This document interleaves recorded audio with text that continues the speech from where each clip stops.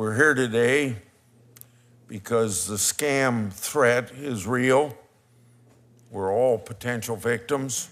At a Senate Judiciary Committee hearing on Tuesday, the Congress convened to discuss frauds and scams being perpetrated on the elderly. In his opening remarks, Senator Durbin of Illinois called out the latest abuse, scammers using Bitcoin ATMs to steal money, and a bill he's introduced to stop this kind of fraud. In Illinois, an elderly woman with MS lost $40,000, her entire life savings.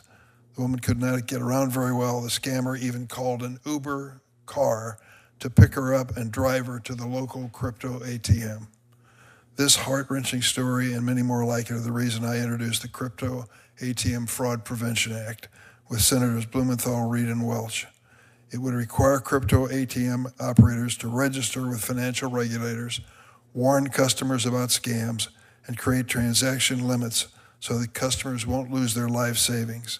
The bill also would require operators to refund new customers who've been defrauded. Later in the hearing, Durbin's line of questioning centered on the danger of the threat. I had a vaping shop in my hometown of Springfield, Illinois. I asked them to finally remove the crypto ATM machine because the owner was so embarrassed by the older people who came in there crying, tearing up, screaming, putting money into a machine, believing that they were saving themselves from a criminal prosecution. I mean, it's an outrage. So, Ms. Gunther, you know what I did with my bill because I worked with AARP to do it. Do you support it? Yes, we do support it, and we've seen firsthand at AARP how victims are being funneled to these crypto ATMs by people, a variety of criminals. And what criminals do is they want to go to those transactions because there are no guardrails to these, right? There's no trained staff like you have. No do-over. Yep, no do-over. There are no consumer warnings, and there's no clawback. And that's why it's so important to have those guardrails. It's the same that we have guardrails in our traditional financial industry with banks and credit unions. We've seen that with BankSafe, when there's friction in the system, it gives people that pause to think something's wrong. And so by putting those frictions in the system with crypto ATMs, it will help cut down on fraud. But I think we really can't get to it until we get to the front end of the issue, which is trying to figure out how to cut it off, the communication from the criminals that are using this social media tech and telecom company platforms to communicate with consumers.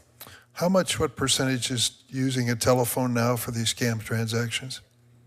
You know, I don't know that specific statistics, but I'm happy to get that for you for our office. Mr. Bercu, how much?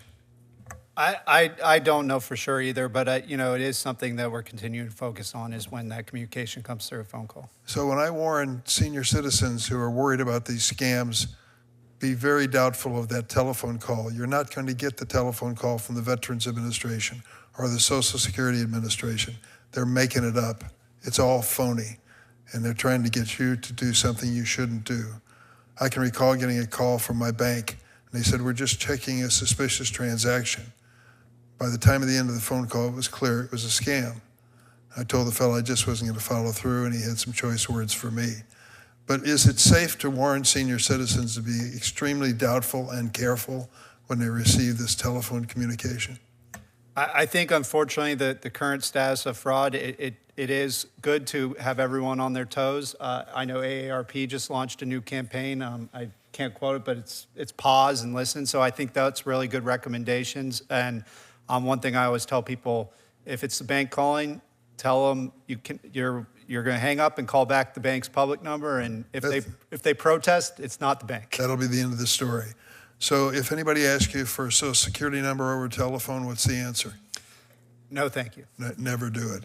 As the hearing wrapped up, Senator Hirono of Hawaii asked what can be done to prevent Bitcoin ATM fraud and other scams on senior citizens. You said that there should be a nationally coordinated response to these kinds of scams. So would you agree would all of you agree that, you know, we need to focus on what's happening to our elders and put together a national response? Would you all agree that that would be a good thing? And it would probably require legislation.